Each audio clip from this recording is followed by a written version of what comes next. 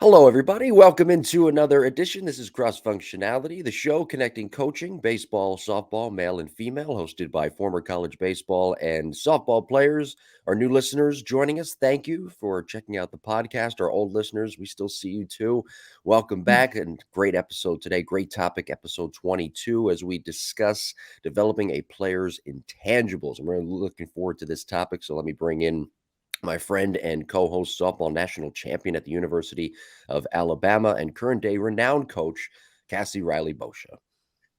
Awesome. Thank you, Jim. Yes, this is anytime we get to talk about stuff that is that's like this and coincidentally not like what I do for an everyday living, which is breakdown mechanics and coach in a weight room is a lot of fun. You know what? Hey, look, we talk so much about mechanics and with hitting and whatnot, and at times, at least for me, it gets a little bit tiresome. I'll Mhm. admit that. But talking today about intangibles and developing those players' intangibles, it's really a hard thing to do because when you coach a play, I mean, coaching is to me, I don't know, obviously know better, but coaching to me is a 50-50 proposition. But when you're coaching a player's intangibles, you really have to understand and get to know that player and see if they actually have those certain tangibles that help them get to the next level. Yeah, and I think too, just even defining it and to basically say, something that's tangible is something that you can measure, right? So we can Yeah. measure our batting average, we can measure our exit velocity, we can measure the number of swings we take, and an intangible is something you can't. And when we got, the reason why this has been such a key word or a hot topic for me in my coaching career is really because of how I got coached in college. And I'll bring it up a ton, but at Alabama, I learned so much. And that was the one thing at the very beginning of the season, the coaches would look at us and say, okay, what intangible are you bringing to the table? What's it going to be this year? And we all had to go around the circle and explain in front of everyone, this is what I'm bringing to the table. And it was cool because if it's an intangible, it's something you can control. It's something that you can't control how many hits you get, but this was something you had supreme control over, and it was very, very empowering, and certainly something I hope a lot of high school, middle school, younger athletes, coaches who are coaching those athletes really start to understand. Yeah, we had Coach Patrick Murphy on this show as a guest co-host, filling in for you. Coincidentally, he was in a hotel waiting to go over to your wedding, and he talked about the story when he hugged you and hugged players like you who he was trying to recruit. And he said one of the key differences there, if I'm hugging a player, I want them at my school. I want them as one of my top recruits to play for me in the coming years. And and Pat said this on the podcast, so go back and listen in the archives. If I'm recruiting you, if I want you or not. And he is a great example of someone who can really read, and it goes for a lot of great college coaches. They can really read those intangibles of a player. Yeah, I think coaches are going to have everyone's going to have this like one skill, just like a player. One skill is going to probably stand out Sure. more than others. Yeah. And Coach Murphy at Alabama has put together a high quality team year after year after year. And really, what you start to notice is it's not always the top 5 recruits. It's not always the most talented players. He's getting these players to play extremely well together. And I think his biggest thing is he's a phenomenal recruiter because he is able to get to know a young athlete, get to know the parent, and really start to see, okay, they might be the stud shortstop, but they don't have the intangibles to play with this team, or they might, lack a little bit on the physical talent, but they possess enough intangibles, enough effort, enough attitude, whatever that may be, that he's looking at in order to contribute to the team in a positive way. And, that's really how all of a sudden you start to see these Alabama teams that are less talented start to beat teams that have way more talent, have way more 5-star athletes, or however they rank them in softball now. But, again, it's not that they're an underdog. They just find a way to really play well together. And it's a huge part to do with this topic and this concept. Yeah, and coincidentally, you mentioned effort in there. That's one of our intangibles that we're going to discuss here today. And I look at a college coach, for example, like Lincoln Riley, who goes from Oklahoma to USC and turns USC, that program, around into a winner within 5 minutes of being there. And I think it's because he understands which of his players have those intangibles that he can put that leadership in. Yeah, yeah. And you know what? I think that it is going to go hand in hand. And as far as, hey, are you able to bring those intangibles to the table, and are you a leader? Because so much of leadership, I think, is consistently showing up.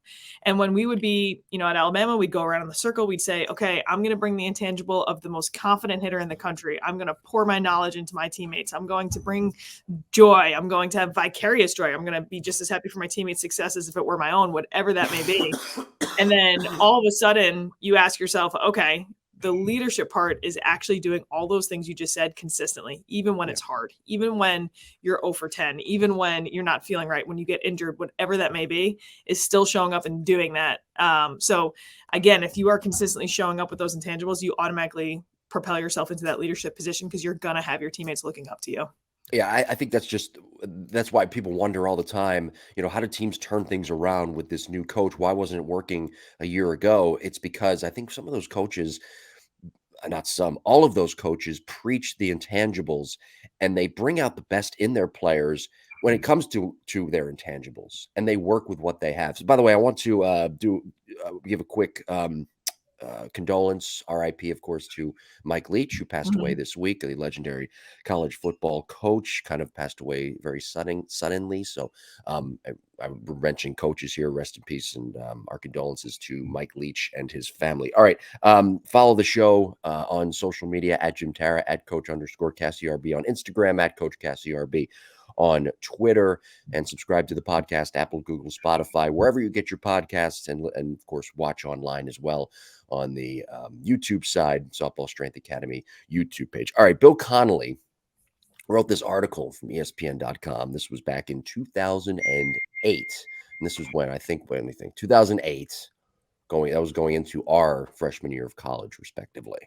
So he wrote this in July of 2008, talked about intangibles, the intangibles in recruiting, but it's necessary to discuss this because this is where our 4 intangibles, this is where they derive from. And he writes in the article, quote, intangibles are the attributes an athlete possesses or the behavior he exhibits that require absolutely no physical talent but are crucial to success. These intangibles are sometimes different to measure, but any college coach will tell you they are worth their weight in gold.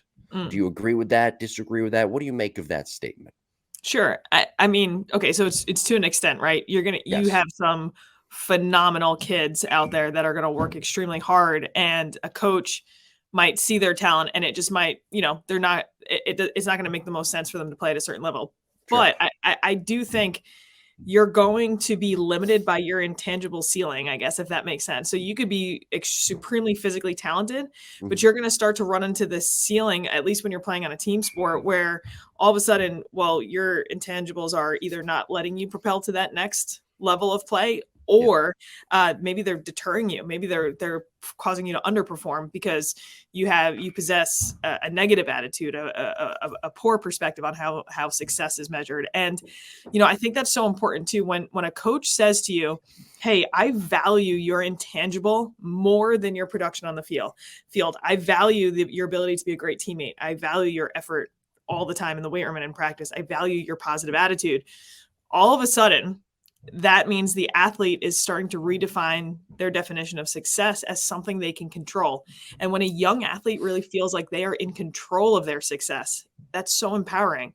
If an athlete feels their success is just primarily based off of their run production, how many strikeouts they got, whatever that may be, they're not in control of that. And then all of a sudden their identity with failure and their identity with success feels very much so out of their control.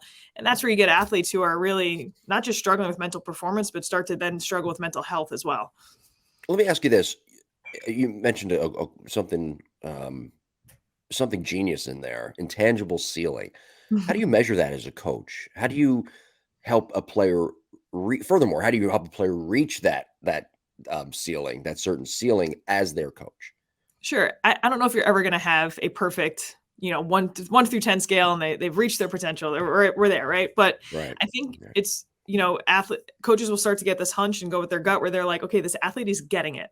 They're starting to really buy into the intangibles. They're starting to buy into, well, listen, even though I didn't have a great game, I still showed up with my intangibles, and you'll start to recognize that bad and good things are happening in their life, Sure. but their response to it becomes very consistent because they're so secure and confident, and they've kind of like been like a well-oiled machine of, okay, well, no, my intangibles are in my control, so I can consistently deliver on those. And then, so I think as a coach, you'll start to see, okay, they're starting to make room for their physical talent to come to fruition. It doesn't mean it guarantees it, but it provides the opportunity. It opens the door to say, okay, we have nothing blocking our way now for our physical talent to come through. Okay, so let's dive into some of these intangibles, and we'll start with effort first. And I was telling you before we started to record, we were kind of joking around. I had a coach in high school. He was one of these rah-rah type guys, kind of a dope, but put more stock into his coaching than everybody else did. And he used to tell us as players, play with heart. And it never really made sense to me, but as my mind developed over the years, as I've gotten older, now it makes, and I've had a lot of experiences, now it makes absolutely no sense to me whatsoever. Playing with heart, baseball, softball. I don't know. We're not in a Rudy movie here. We're not in a Disney movie. There's not going to be music in the background that's going to be playing throughout the game. So playing with heart really doesn't make much sense to me. And it goes to that intangible of effort. Effort is more than just giving your 100% all out effort on one particular play. In my opinion, and again, I want to hear what you think about this. It's doing the little things correctly. It's making an effort in practice. It's making an effort sometimes to focus and zero in on what you need to work on. So that term effort is, I don't know, it's kind of ambiguous because there's a lot of things that go into that intangible of effort. Sure. I'm going to put my physics hat on and say that effort is a vector, meaning that you could have a quantity of it, but it also has a direction. So we can put our efforts into one direction, but that's not actually what's best for the team. And sure, you're an effort-driven person, but you might be only focused on how to get yourself better, and you've also missed the boat on how to get your team better. So I think of it when you're playing for a team sport, you sit back, you say, what can I do to help my team today? And it might be, I need to work to become the best I can personally be, whatever that may be. And you're directing your effort in that direction. And then also the quantity too. I think people think they're going to be able to give the same amount of effort every single time, but you might show up to practice. You might have had a bad night's sleep. You might be sick. You have allergies, whatever it is. You're homesick. All of a sudden your tank is only 30% full. And it's a skill to not just check out and actually say, well, I'm still depleting that 30%. I'm going to give everything I have in my tank today to that goal or whatever we're trying to accomplish. And when you have a great day and your tank's 100%, again, you might give great effort, but you might have not cashed out. You might have still left stuff in your tank. And is that, in comparison to someone else, you might look like you're giving more effort, but you still had more to give. So I think there's a ton of self-awareness. Again, this is just an opinion based, but from personal experience, from coaching athletes, from listening to other coaches, are we putting our efforts in the right direction and towards the right thing? And are we teaching ourselves? Are we aware enough of how to actually empty our tank for leave it all on the field, right? And as far as playing with heart, the only thing I can think of is just being romantic about baseball and softball, and actually like caring about putting the jersey on and those types of things. But you're right, we're not like going into battle and needing to dig deep to go up against the lineman, Right. We're not, who is it? Gerard Butler in 300. Right. We're not going to Exactly. battle here. So I'm thinking that playing with heart is going to it's going into the category of trust the process, or the process on this show, of some of the restricted sayings and old sports cliches. Now I will say with effort too, there are players who sometimes they miscategorize what their effort really is. Like, for example, they give so much effort in the batting cage because that's what they love to do. They love to hit. I hear the dinging in the background where you are right now at work, and I hear all these hitters hitting. Everybody loves to hit. That's the one thing in baseball and softball I've noticed that players they love, and they can do over and over and over again, and they can do it until their hands bleed.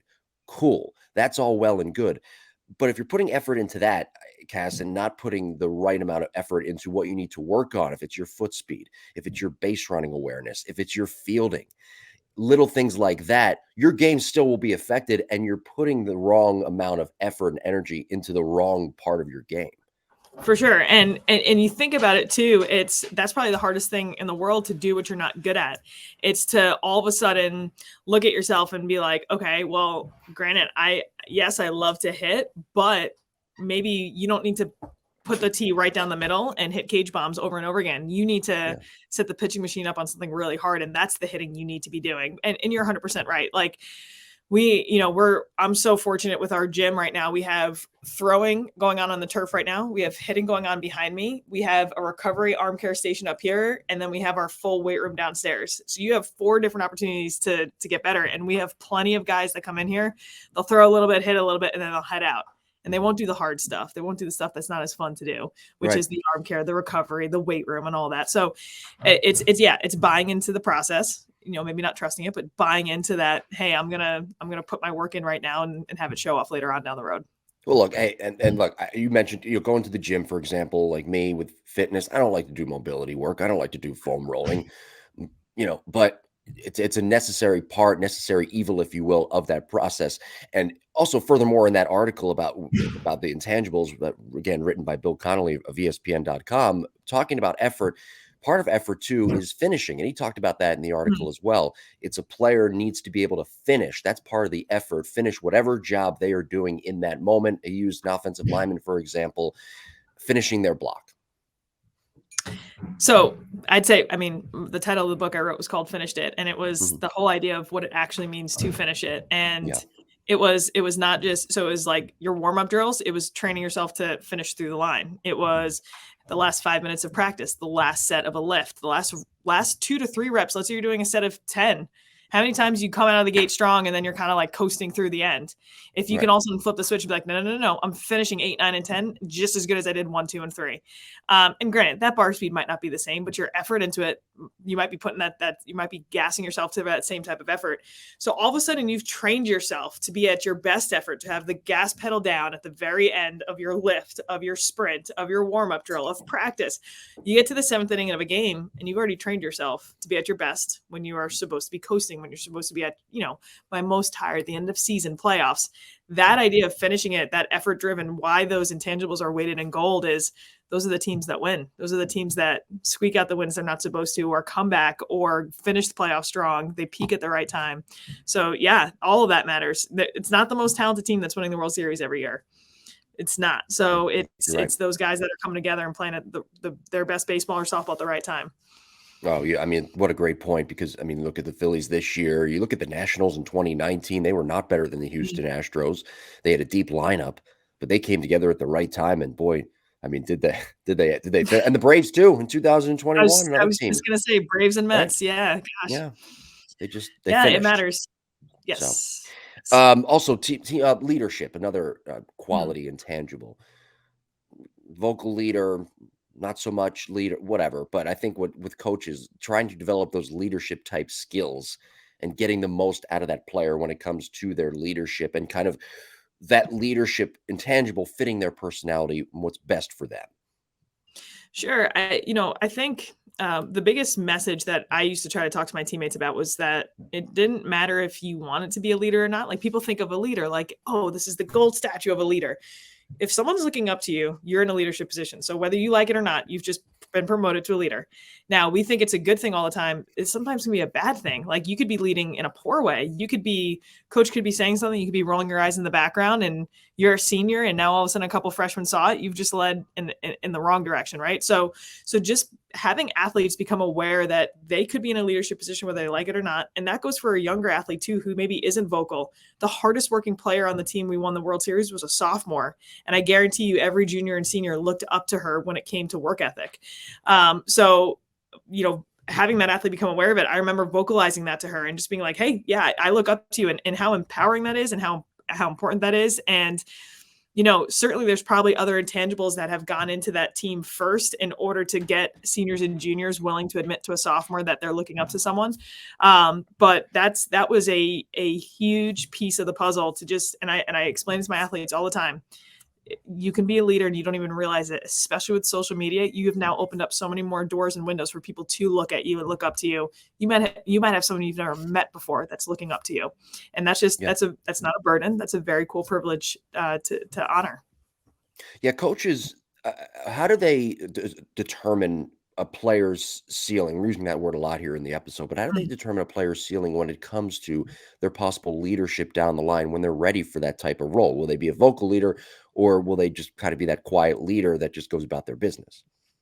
Sure. I think college coaches get a unique experience because they get to recruit an athlete and they get to see that athlete as a senior in high school on their travel and high school teams, right? So they get to see them in the senior role, and then they get the athlete coming in and now they're a freshman. And that's such a strange transition. You go from top dog to low man on the totem pole within a month, right? Yeah. And so I think coaches can start to get a glimpse of like, wow, we saw them in their comfort zone and we saw how well they led, right? Yeah. And now they get them in as a freshman. And I remember our assistant coach looked at me and said, I am not coaching you as the freshman you are today. I'm coaching you as the senior leader I see you as in 4 years. And I want to get you to that point as soon as possible. Let's not wait to be a senior for you to become this great senior leader that you can become. Why are you waiting?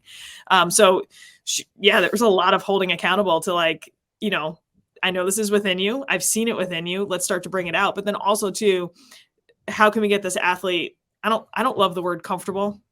I wish there was a better word because I don't think comfort and growth can exist together. But we'll put it on the show ban list. That's another word. Yeah. So I don't know. I'm trying to guess the right word. How do we get the athlete to strip away their insecurities in order to get their best self to come to the forefront? And I guess that's the coach's job. All of a sudden on a team, it's looking and saying, okay, I see something in her, whether it's a moment or whether it was what they witnessed in high school.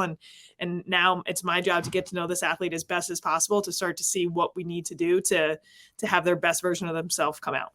By the way, I have to tell you, I like that sweatshirt, the Softball Strength Academy sweatshirt. Yes. And I like the camo. I'm a big camo person. I think it looks great on people.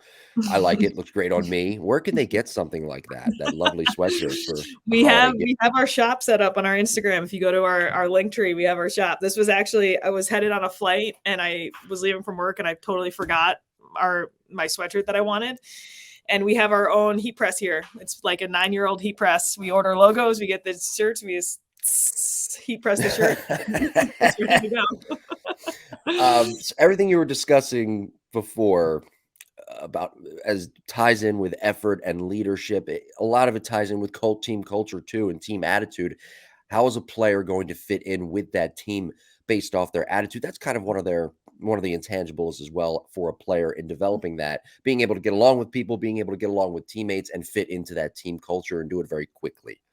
Sure. I think so much of it is it's understanding where an athlete's coming from. It's being willing to show up and get to know that athlete. There are certain people that I met my freshman year in college where I was like, if I was not on a team with this person, I would have steered left right away. And I probably wouldn't have talked to them again if I met them in high school. How come? Why is that?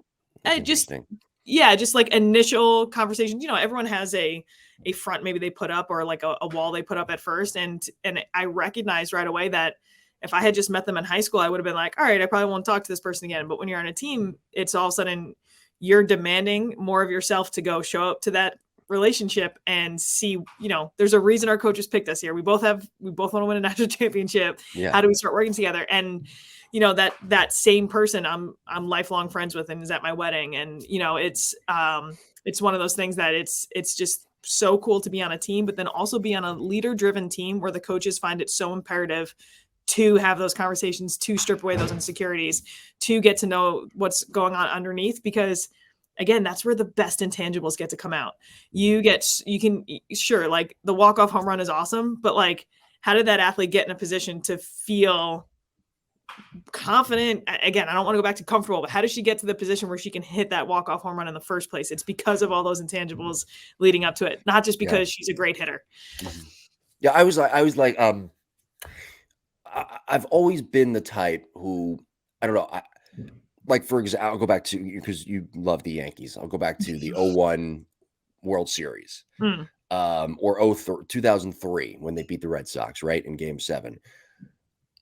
Aaron Boone's home run was great, right? Don't get me wrong. One of the best moments, I think, in all time in baseball history. But what the moments that led up to that show the true character of some of those players, like the Jorge Posada game-tying bloop single into center field. It's those moments that I really enjoy watching and breaking down in a game that show what a team's intangibles are all about.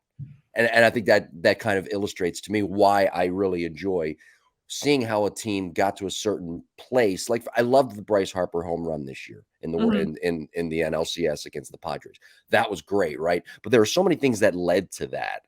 Right. JT Real Muto, what he did to start that inning. that I can't get enough of, because that shows what the intangibles in a player, but also the intangibles in the character of a team. Yeah, and what you just said, you can't get enough of it as a spectator, as a fan. Yeah.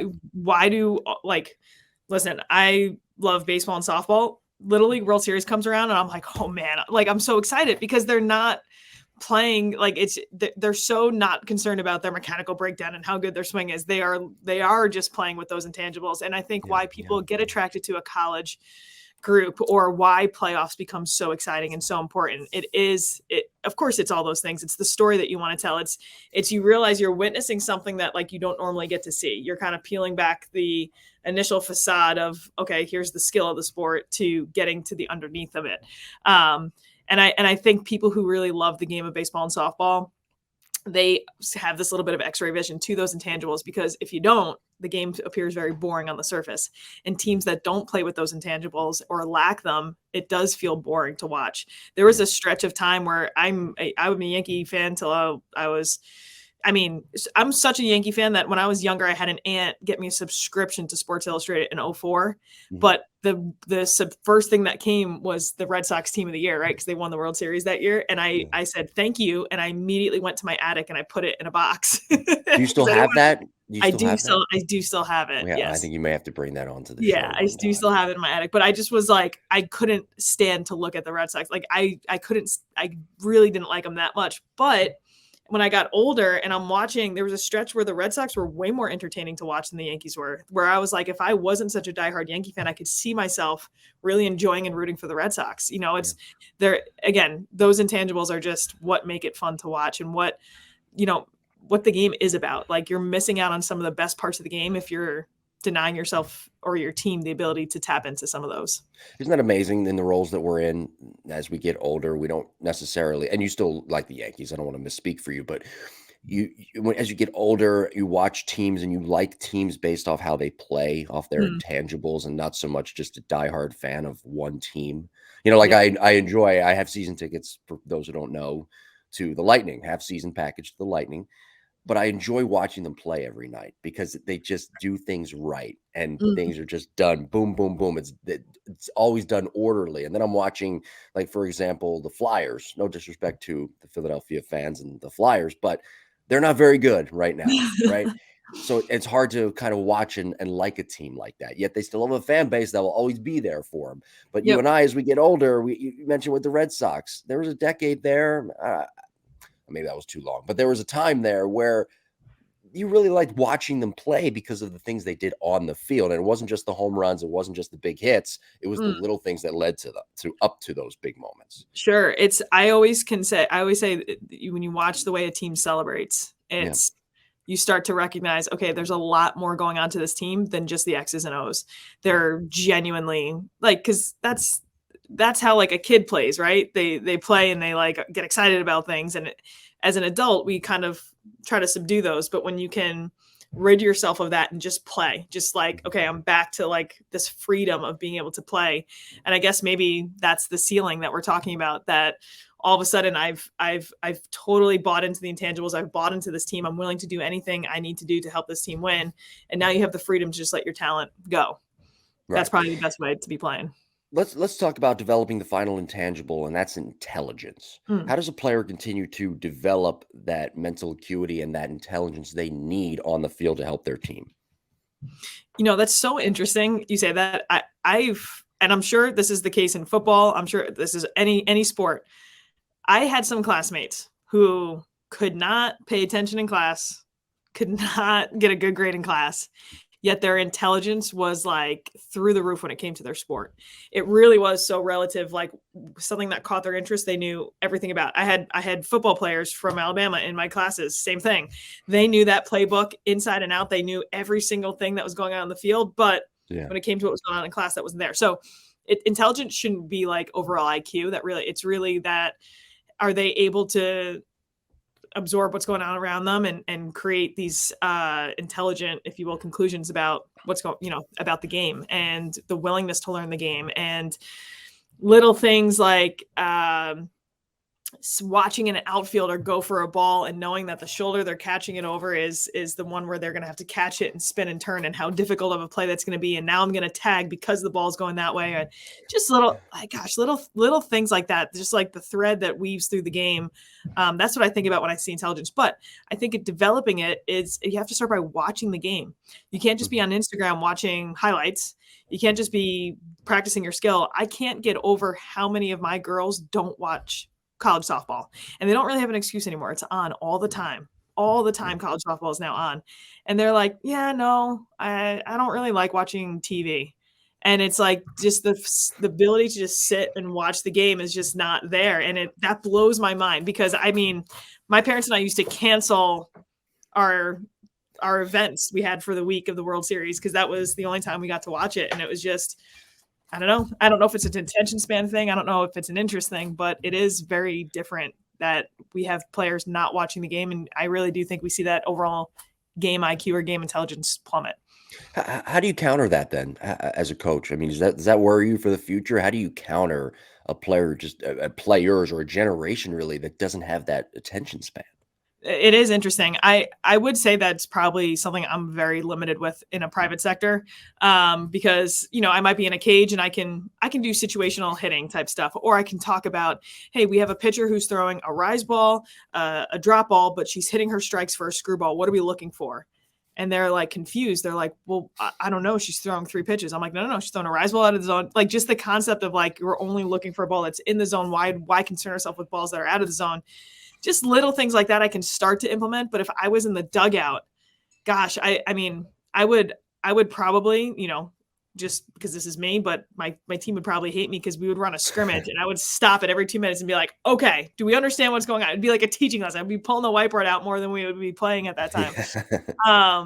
But I would think just like bringing athletes aware of like the little things. I have 22-year-olds that, when I say, hey, we got a runner on second base, it's a tight game, a really good pitcher, no outs, we got to get her to third base. What pitch are you looking for? And they have no idea we're trying to hit to the right side of the field. That just was never taught, and or it was taught and it was never sunk in. So again, those little things, probably what they define success as, right? They wanted to get recruited. They wanted to get a big hit. Why would they ever hit a ground ball to second? That was just never in their protocol. But again, I think the willingness to have that out and give your effort for your team, that is another layer of intangible that's missing.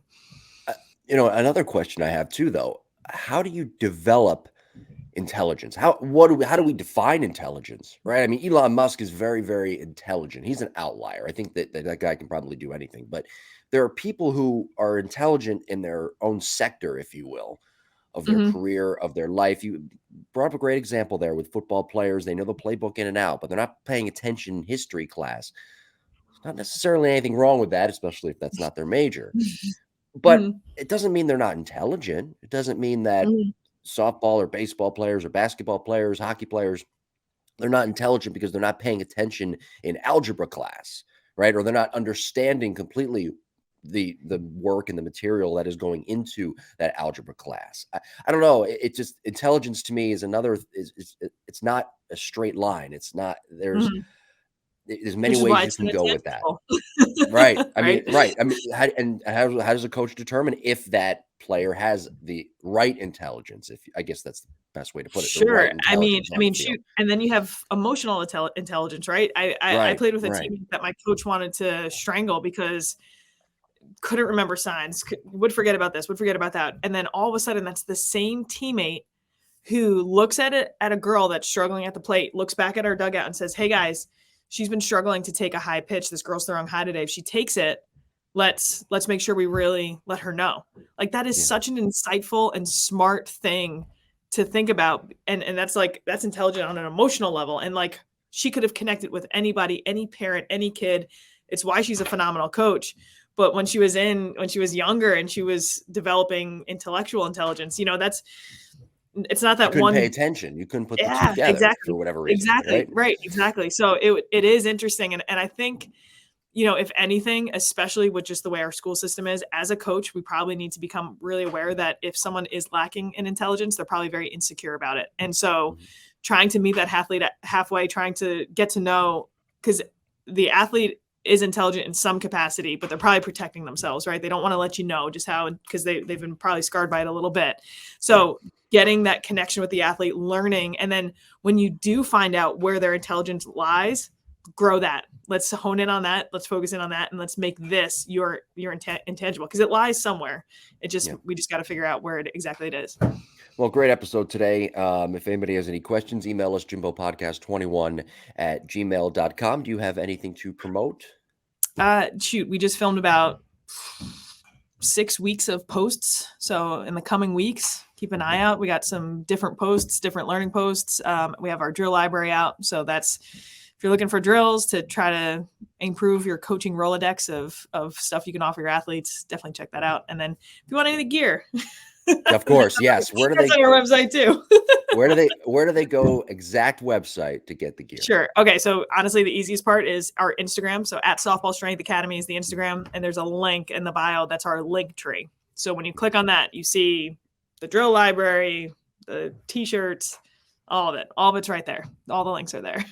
Perfect. All right. Well, great job today, Cass. And thank you, everybody, of course, for listening, watching episode 22, episode 23 next week, and we will talk to you then. Take care. Thanks, Jim.